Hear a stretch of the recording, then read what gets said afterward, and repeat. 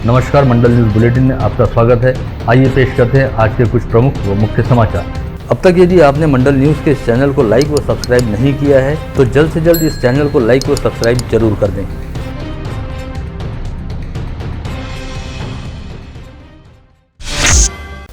राज्य निर्वाचन आयोग द्वारा मनपा के आगामी फरवरी माह में होने वाले आम चुनाव तथा मनपा सदस्यों की बढ़ी हुई संख्या के मद्देनजर मनपा प्रशासन को 30 नवंबर से पहले मनपा की नई प्रभाग रचना का कच्चा प्रारूप तैयार करने का निर्देश दिया गया था। यह पूरी प्रक्रिया बेहद गोपनीय तरीके से पूर्ण की जानी थी, किंतु 30 नवम्बर को ही मनपा प्रशासन के निर्वाचन विभाग प्रभाग रचना के कच्चे प्रारूप की रिपोर्ट लीक हो गई, जिसे 30 नवम्बर को ही मंडल न्यूज द्वारा 10 का 10 प्रकाशित कर दिया गया। इस रिपोर्ट के सामने आते ही स्थानीय स्तर की राजनीति सहित मीडिया और सोशल मीडिया में जबरदस्त बवाल आ गया, जहां एक और राजनीतिक क्षेत्र से वास्ता रखने वाले लोगों ने इसे लेकर मनपा प्रशासन को जबरदस्त ढंग से घेरना शुरू किया। वहीं मंडल न्यूज द्वारा इस खबर को प्रसारित करने के बाद स्थानीय मीडिया ने भी इस खबर को हाथों हाथ लपक लिया। साथ ही साथ सोशल मीडिया पर भी मंडल न्यूज की ओर से प्रकाशित खबरों की सूचियां वायरल होने लगी, किंतु इन सबके बीच स्थानीय मनपा प्रशासन द्वारा इस विषय को लेकर गजब की चुप्पी साध ली गई है और निगमायुक्त प्रशांत रोडे द्वारा अब तक इस विषय को लेकर न तो अपनी ओर से कोई खंडन ही किया गया है, न ही इसे लेकर कोई स्पष्टीकरण जारी किया गया है।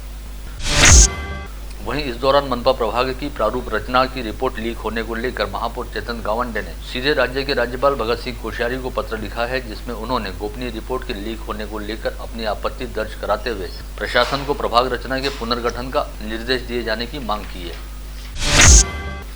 साथ ही स्थानीय विधायक सुलभा खोड़के ने भी राज्य निर्वाचन आयोग को पत्र लिखकर मंडल न्यूज में प्रकाशित प्रभाग रचना वाली खबर का हवाला देते हुए कहा कि इसके जरिए निर्वाचन आयोग की ओर से जारी नियमों व शर्तों तथा मानकों का उल्लंघन हुआ है और यदि यह प्रभाग रचना उस खबर में प्रसारित की गई प्रभाग रचना की तरह ही है तो इस प्रारूप को पूरी तरह से रद्द करते हुए नए सिरे से प्रभाग रचना का काम किया जाए। साथ ही गोपनीयता की शर्त का भंग करने वाले संबंधितों के खिलाफ कार्रवाई की जाए। उधर मंडल न्यूज के जरिए सामने आई प्रभाग रचना को देखते हुए शिवसेना के महानगर प्रमुख पराग गुर्दे के नेतृत्व में महानगर शिवसेना की एक बैठक बुलाई गई, जिसमें नई प्रभाग रचना के प्रारूप को लेकर चर्चा करने के साथ ही ये आरोप भी लगाया गया मनपा के सत्ताधारी दल भाजपा द्वारा प्रशासन के साथ मिलीभगत करते हुए अपने फायदे के लिहाज से प्रभाग रचना की गई है।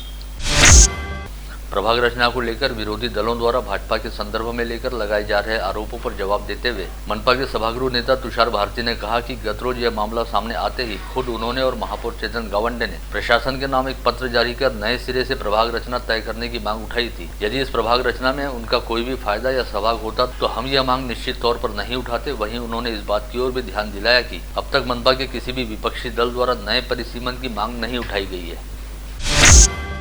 इसके साथ ही आज गुरुवार 2 दिसंबर की दोपहर युवा स्वाभिमान पार्टी की ओर से मनपा की प्रभाग रचना पर आक्षेप जताते हुए संभागीय आयुक्त व जिलाधीश को निवेदन सौंपा गया। इस निवेदन में कहा गया कि मनपा द्वारा निर्वाचन विभाग के पास प्रभाग रचना का जो कच्चा प्रारूप 30 नवंबर को पेश किया गया, उसकी खबर उसी दिन एक अखबार में प्रकाशित हो गई, जो निश्चित रूप से गोपनीयता को भंग करने वाला मामला है। इसके अलावा इस प्रभाग रचना में कई दिशा निर्देशों का स्पष्ट तौर पर उल्लंघन होता दिखाई दे रहा है। अतः इस मामले की जाँच की जाए और प्रभाग रचना का नया प्रारूप तैयार किया जाए।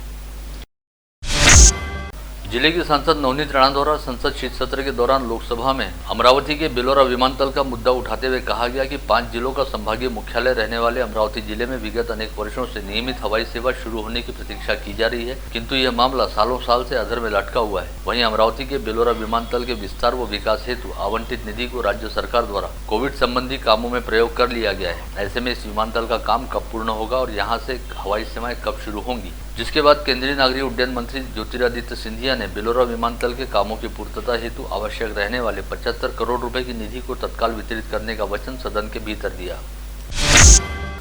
इसके साथ ही संसद की कार्रवाई में हिस्सा लेते हुए जिले के सांसद नवनीत राणा ने कहा कि देश में सभी बेघरों को वर्ष 2022 तक उनका अपना अधिकार पूर्ण घर दिलाने हेतु केंद्र सरकार द्वारा पीएम आवास योजना चलाई जा रही है, किंतु इस महत्वाकांक्षी योजना को लेकर महाराष्ट्र सरकार पूरी तरह से उदासीन व सुस्त है। ऐसे में सबसे पहले इस योजना की त्रुटियों को दूर करते हुए उदासीन व लापरवाह अधिकारियों पर अंकुश लगाया जाना चाहिए। साथ ही इस योजना की अवधि को 2022 से बढ़ाकर 2025 किया जाना चाहिए।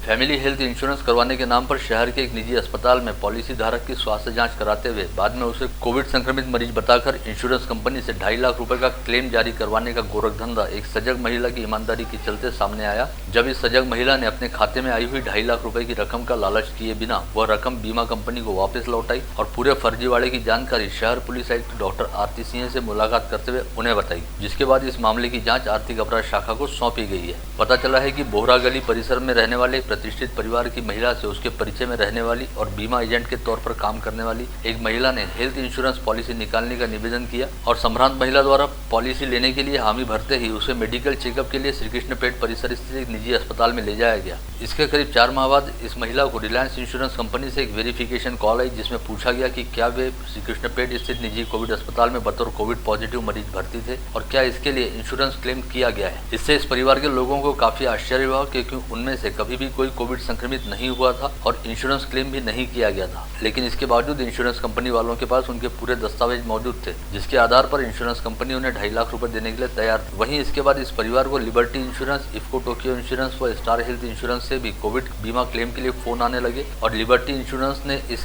महिला के बचत खाते में 2.5 लाख रुपए भी जमा करा दिए। इस रकम को वापस लौटाने की तैयारी दर्शाते हुए इस बारे में शहर पुलिस आयुक्त डॉक्टर आरती सिंह से मुलाकात करते हुए उन्हें पूरे मामले की जानकारी दी गई। भारतीय निर्वाचन आयोग द्वारा मतदाता सूचियों को अद्ययावत करने तथा नए मतदाताओं का पंजीयन करने हेतु चलाए जा रहे विशेष संक्षिप्त पुनरीक्षण कार्यक्रम की कालावधि को बढ़ा दिया गया है, जिसके तहत स्थानीय स्वराज्य संस्थाओं के आगामी चुनाव को देखते हुए 5 दिसंबर 2021 तक मतदान हेतु पात्र नागरिकों को मतदाता सूची में अपने नाम दर्ज कराने का अवसर उपलब्ध रहेगा। ऐसी जानकारी राज्य के निर्वाचन आयुक्त UPS मदान द्वारा दी गई है।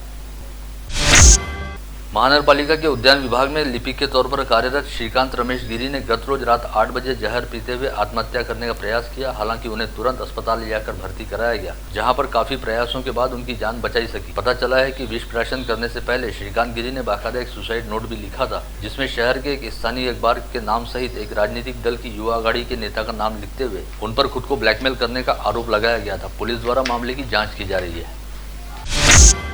विगत जून जुलाई माह के बाद जैसे जैसे कोविड संक्रमितों की संख्या घटनी शुरू हुई, वैसे वैसे लोग कोविड टीकाकरण को लेकर काफी हद तक उदासीन हो गए थे और टीकाकरण केंद्रों पर काफी हद तक सन्नाटा देखा जाने लगा था। लेकिन अब जैसे ही कोविड वायरस के ओमिक्रॉन नामक नए वायरस के खतरे की जानकारी सामने आई, तो लोगों में भय की लहर व्याप्त होने के साथ ही अपने आप ही टीकाकरण को लेकर जन जागरूकता आनी भी शुरू हो गई, जिसके परिणाम स्वरूप अब एक बार फिर टीकाकरण केंद्रों पर नागरिकों की कोविड प्रतिबंधात्मक वैक्सीन का डोज लगाने के लिए जमकर भीड़भाड़ दिखाई देने लगी है। इसके तहत विगत 4-5 दिनों से रोजाना होने वाले टीकाकरण का प्रमाण बढ़ रहा है। वहीं गत रोज बुधवार 1 दिसंबर को शहर सहित जिले में रिकॉर्ड ब्रेक टीकाकरण हुआ और एक ही दिन के दौरान 59,921 टीके लगाए गए, जिसमें विशेष उल्लेखनीय है कि लंबे समय बाद ग्रामीण क्षेत्रों के टीकाकरण केंद्रों पर अच्छी खासी भीड़भाड़ देखी गई।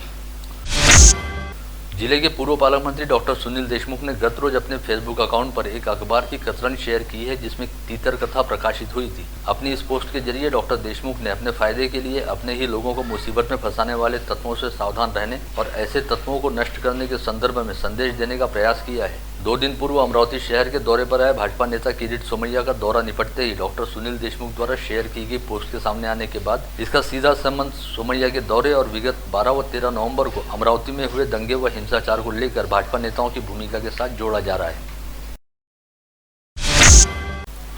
इस समय आंध्र प्रदेश व उड़ीसा के तटीय इलाकों से चक्रवाती हवाएं ईशान्य भारत की ओर बढ़ रही हैं, जिससे मध्य भारत को कोई खतरा नहीं है। किंतु आज व कल अमरावती सहित अकोला, बुल्ढाना व वाशिम जिले में कुछ स्थानों पर हल्के व मध्यम स्तर की बारिश हो सकती है। साथ ही मौसम बदलीला रह सकता है। वहीं 4 से 6 दिसंबर के दौरान विदर्भ में मौसम पूरी तरह से खुला व सूखा रहेगा। इस आशय की जानकारी मौसम विज्ञानी अनिल बंड द्वारा दी गई है। विलासनगर स्थित माढ़ा कॉलोनी में गत रोज खाटू नरेश श्री श्याम जन्मोत्सव का आयोजन किया गया था, जिसके तहत सुबह विलासनगर की गली नंबर 2 स्थित हनुमान मंदिर से भव्य निशान यात्रा निकाली गई, जिसका समापन माढ़ा कॉलोनी में हुआ, जहां पर शाम के समय भव्य भजन संध्या का आयोजन किया गया था, जिसमें ख्यातनाम जम्मा व जस गायक स्मिता गनुवाला व सागर व्यास ने अपने भावपूर्ण भजनों से बाबा के साथ ही श्याम भक्तों को रिझाया। इसके बाद श्री लगदातार परिवार द्वारा दोनों गायकों सहित भजन मंडली में शामिल सभी वादकों का भावपूर्ण सत्कार किया गया और श्याम भक्तों में प्रसाद वितरित किया गया। आगामी सोमवार 6 दिसंबर को स्थानीय जिलाधीश कार्यालय में जिला लोकशाही दिवस का आयोजन किया जा रहा है। अतः जिलाधीश प्रशासन द्वारा सभी संबंधितों से जिला लोकशाही दिवस हेतु अपराह्न 1 बजे उपस्थित रहने का आह्वान किया गया है। राज्य सरकार द्वारा तृतीय पंथी नागरिकों के कल्याण व अधिकारों के लिए महाराष्ट्र राज्य तृतीय पंथी संरक्षण व कल्याण मंडल स्थापित किया गया है। साथ ही जिले में रहने वाले तृतीय पंथी नागरिकों को सरकारी योजनाओं का लाभ मिले और उनकी शिकायतों का समय पर निराकरण हो, इस बात के मद्देनजर तृतीय पंथी नागरिकों का सरकारी पोर्टल पर पंजीयन किया जा रहा है। ऐसी जानकारी सहायक समाज कल्याण आयुक्त माया केदार द्वारा दी गई है। बीते 24 घंटे के दौरान जिले में एक व्यक्ति कोविड संक्रमित पाया गया, वहीं एक मरीज कोविड मुक्त होकर कोविड अस्पताल से अपने घर लौटा। इस समय जिले में कुल 7 एक्टिव पॉजिटिव मरीज हैं, जिनमें मनपा क्षेत्र के 4 तथा ग्रामीण क्षेत्र के 3 मरीजों का समावेश है, जिनमें से केवल एक मरीज कोविड अस्पताल में भर्ती है। वहीं मनपा क्षेत्र में 4 तथा ग्रामीण क्षेत्र में 2 मरीजों को होम आइसोलेशन में रखा गया है। बीते 24 घंटे के दौरान जिले में 785 संदिग्धों के थ्रोट स्वैब सैंपलों की जांच की गई, जिसमें से 0.13% की टेस्ट रिपोर्ट पॉजिटिव आई है। वहीं इस समय कोविड संक्रमित मरीजों के कोविड मुक्त होने का प्रमाण 98.33% पर स्थिर है। साथ ही आज समूचे संभाग में कोविड के 5 नए संक्रमित मरीज पाए गए, जिनमें यवतमाल के 3 व बुल्ढाना के 1 व्यक्ति का समावेश रहा और संभाग में 3 मरीज कोविड मुक्त हुए, जिनमें अकोला व बुल्ढाना के 1 व्यक्ति का समावेश है। वर्ष 2011 से 2020 इन 10 वर्षों की तुलना में जारी वर्ष 2021 के दौरान नवंबर माह के अंत तक शहर में चोरी छिपे चलने वाले अवैध शराब, वर्ली मटका, गांजे व मादक पदार्थों के व्यवसाय पर सर्वाधिक छापामार कार्रवाई की गई और बड़े पैमाने पर माल जब्ती की कार्रवाई करते हुए कई आरोपियों को शहर पुलिस द्वारा गिरफ्तार किया गया। शहर पुलिस आयुक्त डॉक्टर आरती सिंह द्वारा पुलिस आयुक्तालय की कमान संभालने के साथ ही शहर पुलिस जबरदस्त ढंग से मुस्तैद हो गई है और इस दौरान पहली बार मेफिड्रोन यानी एमडी ड्रग को लेकर एक व्यक्ति के खिलाफ कार्रवाई की गई। वहीं इस दौरान अन्य मादक पदार्थों की तस्करी को रोकने के साथ साथ गौवंश तस्करी पर भी काफी हद तक नियंत्रण पाया गया।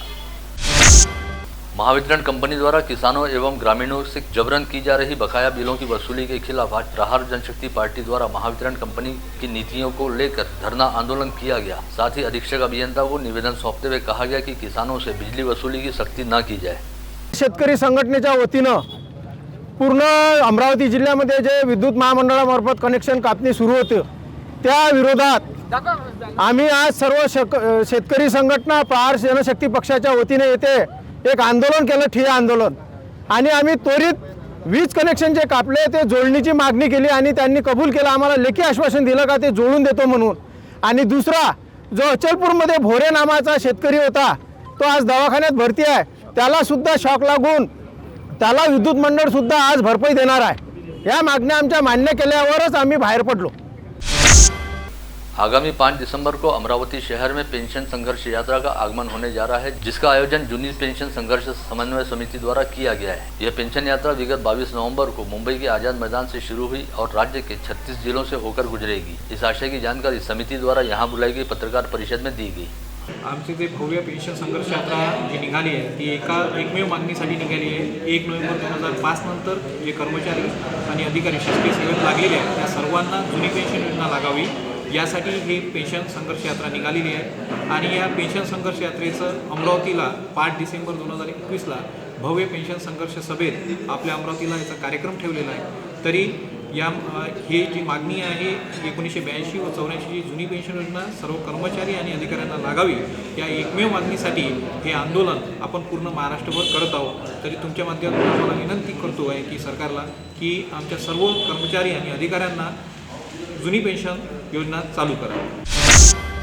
वरुड से करीब 30 किलोमीटर की दूरी पर पट्टन मुलताई मार्ग पर नरखेड़ के पास एक यात्री बस व ट्रक के बीच आमने सामने भीषण टक्कर होने से बस में सवार 6 यात्रियों की मौके पर ही मौत हो गई। वहीं 15 यात्री बुरी तरह से घायल हैं, जिनमें से 12 यात्रियों की स्थिति बेहद गंभीर बताई गई है। यह हादसा गत रोज बुधवार 1 दिसंबर को अपराह्न 12 बजे के आसपास घटित हुआ। इस हादसे में बस जहाँ पूरी तरह से चकनाचूर हो गई है, वहीं अनाज लदा ट्रक भी रास्ते के किनारे पलट गया।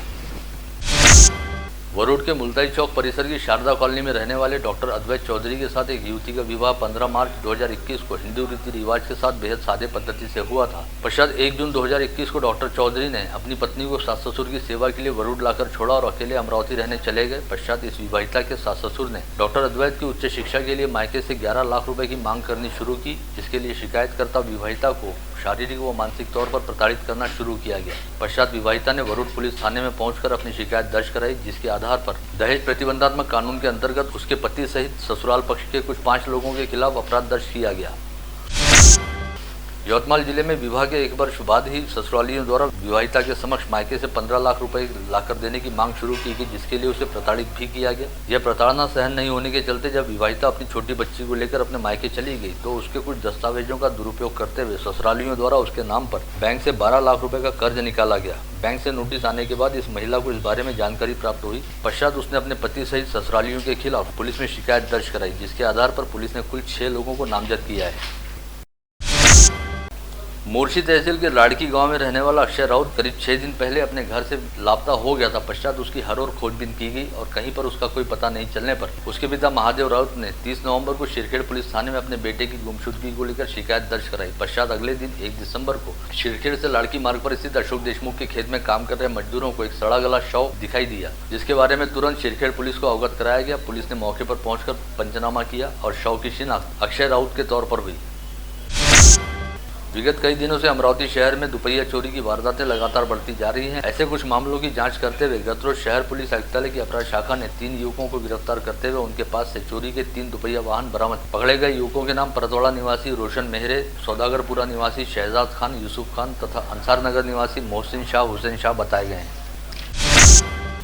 राज्य उत्पादन शुल्क विभाग के मोर्शी कार्यालय द्वारा एक गुप्त सूचना के आधार पर गणेशपुर शिवार स्थित पुसला मोवाड़ रोड पर छापामार कार्रवाई करते हुए अवैध ताड़ी जब्त की गई और इस मामले में प्रवीण मारुति कोलावार को गिरफ्तार किया गया। अगस्त 2020 के दौरान तिवसा में अजय दलाल नामक व्यक्ति की हत्या की गई थी, जिसमें तिवसा पुलिस स्टेशन में धारा 302 व 34 के तहत आरोपित जीतू उर्फ जितेंद्र बालूजी काले के खिलाफ अपराध दर्ज किया गया था, किंतु जितेंद्र काले तब से ही फरार था। वहीं आज एक गुप्त सूचना के बाद अपराध शाखा ने स्थानीय निदा हाईस्कूल के पास खड़े जितेंद्र काले को गिरफ्तार किया और तिवसा पुलिस के हवाले किया। आप देख रहे थे मंडल न्यूज बुलेटिन। हमारे चैनल को लाइक करें, शेयर करें और हाँ, सब्सक्राइब करना ना भूलें। कल होगी आपसे फिर मुलाकात, तब तक के लिए धन्यवाद।